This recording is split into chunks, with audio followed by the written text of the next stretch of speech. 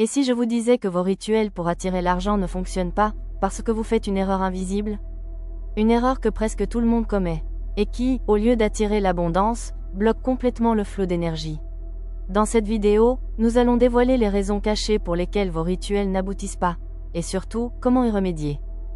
Depuis des années, on voit circuler des dizaines de rituels, avec une feuille de laurier, une pièce de monnaie, un bâton de cannelle. Et pourtant, malgré vos efforts, l'argent ne vient pas. Pourquoi? Parce qu'un rituel, aussi puissant soit-il, n'est pas une formule magique. Ce n'est pas l'objet ou la gestuelle qui crée le changement. C'est l'énergie que vous émettez. Et si cette énergie est brouillée, contradictoire ou ancrée dans le manque, le rituel devient vide de pouvoir. Beaucoup de gens font des rituels parce qu'ils sont en détresse. Ils espèrent un miracle, ils supplient l'univers, ils vibrent dans le manque. Mais en agissant ainsi, ils envoient un message très clair. Je ne crois pas que l'abondance soit déjà là. Je suis dans le besoin. Et comme l'univers reflète ce que vous vibrez, vous attirez encore plus de manque. Le rituel devient une confirmation de la pénurie au lieu d'un portail vers l'abondance. Autre piège, vouloir un résultat précis, tout de suite, selon ses propres plans. Vous voulez une somme d'argent, une date, une source exacte. Mais l'abondance ne se manifeste pas sous la pression. Elle se manifeste quand vous créez un espace d'accueil, pas de contrôle. Un rituel est un acte de foi, pas un bon de commande.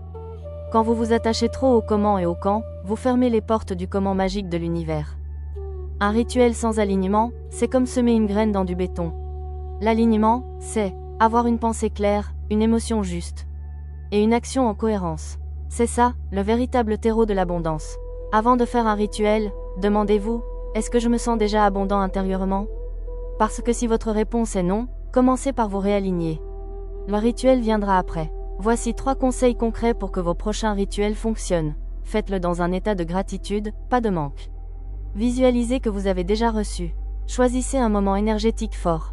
Nouvelle lune, pleine lune, vendredi, jour de Vénus, heure miroir. Ancrez votre intention physiquement. Écrivez-la, chantez-la, visualisez-la. Mais faites-la vivre dans votre corps. Un rituel réussi, c'est une cérémonie sacrée, pas un dernier recours désespéré. Vous l'avez compris, le rituel est un outil. Mais c'est vous qui êtes la clé. Vous êtes le canal de l'abondance. Alors recentrez-vous, réalignez-vous, et ensuite, ouvrez les portes du possible. Dites-moi en commentaire quel rituel vous avez déjà testé, et si vous avez ressenti un vrai changement. Abonnez-vous à Magic Life pour d'autres vidéos puissantes sur la spiritualité, les rituels et l'abondance. À demain pour une nouvelle vérité spirituelle.